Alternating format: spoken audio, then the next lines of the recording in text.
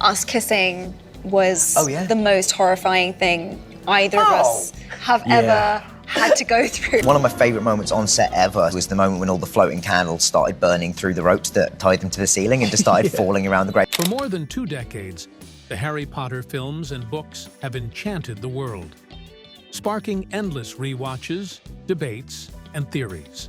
Fans have studied every page and every frame, convinced they had uncovered all its secrets. But even after all this time, magic still hides in the corners, in stories whispered behind the scenes, in moments the cameras never meant to capture, in meanings that only surfaced years later. These weren't the obvious Easter eggs or predictable twists. They were the quiet miracles, the creative risks, and the emotional choices that changed how the wizarding world would live in our hearts forever. When Harry Potter and the Philosopher's Stone first appeared on bookstore shelves in June 1997, no one knew it would change history. Just 500 hardback copies existed, most sent straight to libraries. Yet, within months, a spark caught fire. The story of a lonely boy discovering he was destined for something extraordinary spread like magic itself. Children passed the book among friends like a secret spell. Teachers read it aloud in class. Parents, at first skeptical, found themselves reading just one more chapter long after their kids had fallen asleep. It wasn't just fantasy, it was connection. The idea that magic could exist just out of sight. That courage could come from the most unexpected places. What began as a simple children's tale became global awakening.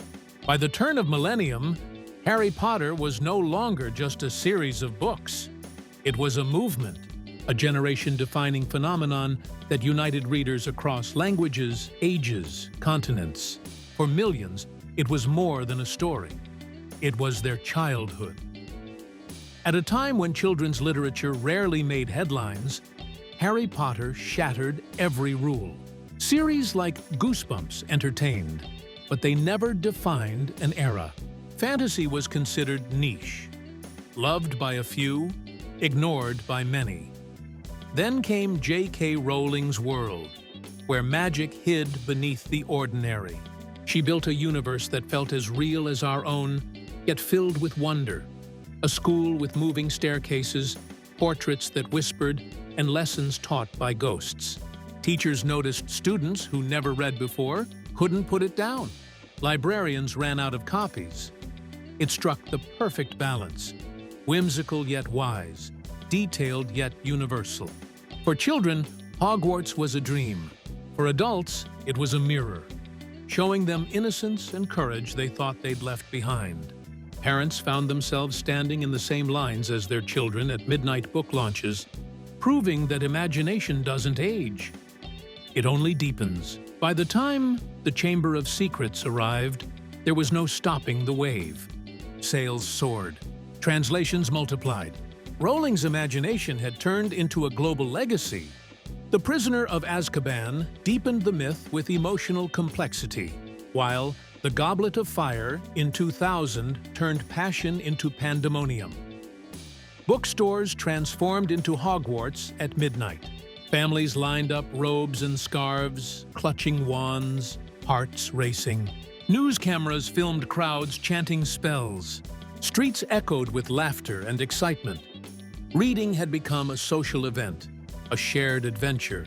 For the first time in modern publishing, a book release felt like a blockbuster premiere. Children, parents, even grandparents, all gathered under one roof, united by the same story. And as Rowling continued writing, her world matured. Themes of loss, prejudice, and moral courage wove themselves into the pages. The innocence of childhood slowly gave way to the darker complexities of growing up, reflecting the journey of the readers themselves. When Warner Brothers acquired the film rights, anticipation reached fever pitch. Could Hollywood capture something that had already become sacred to millions? Fans debated endlessly online. Who would play Harry, Ron, and Hermione? How could anyone bring Hogwarts to life without breaking its magic? Then came Daniel Radcliffe, Small, wide-eyed, and sincere. One look, and the world knew. Emma Watson's brilliance made Hermione unforgettable, and Rupert Grint's easy humor brought Ron Weasley's warmth to life. From the moment the trio stepped onto platform 934, their bond felt real. Surrounded by cinematic legends, Alan Rickman, Richard Harris, Maggie Smith, Robbie Coltrane, they were guided not only by directors, but mentors who helped them grow on and off screen. Harry Potter and the Sorcerer's Stone wasn't just a movie, it was a moment. A rebirth of imagination that reminded audiences everywhere that wonder still had a place in the world. As the films continued, something extraordinary happened. Audiences didn't just watch. The characters grow up. They grew up with them. Daniel, Emma, and Rupert didn't just play Harry, Hermione, and Ron. They became them. From awkward first-year students to brave young adults, their evolution mirrored that of their fans. Each new film felt like a milestone in life. Children who started kindergarten with The Sorcerer's Stone were graduating by Deathly Hallows, Part 2. The characters' struggles, friendship, loss, love, fear, echoed the experiences of the very generation that adored them.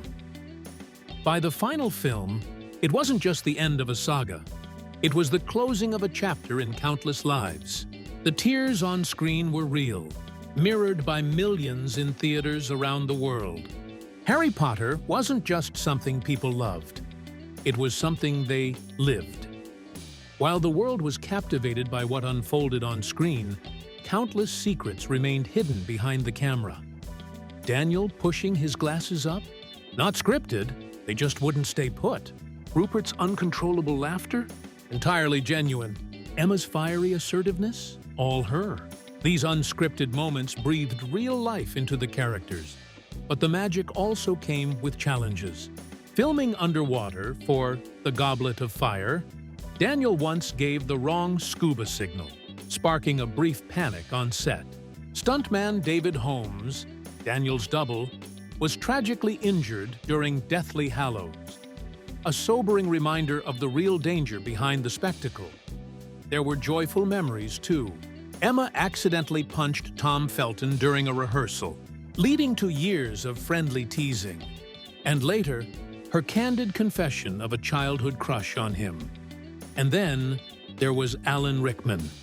J.K. Rowling had entrusted him with Snape's deepest secret, long before the final books were released.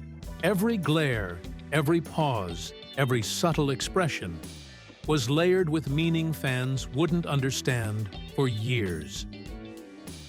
Beyond the actors, Harry Potter was a masterpiece of detail. Rowling built her world like an architect of myth. Every name, every symbol carried weight.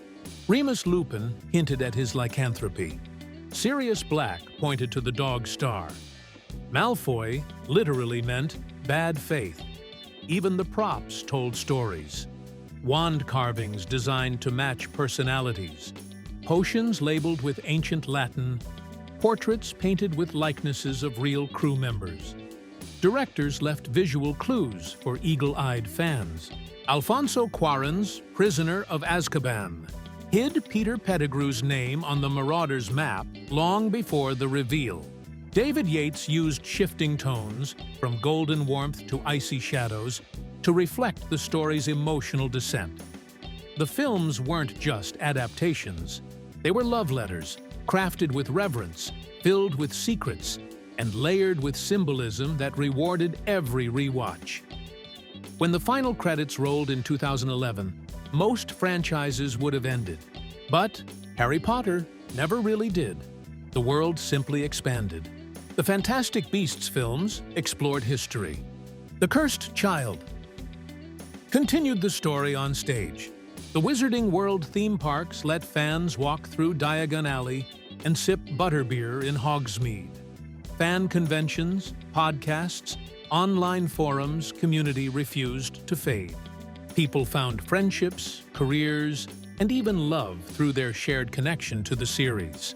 Hogwarts houses became personality traits. Lines like "after all this time" and "always" became part of everyday language.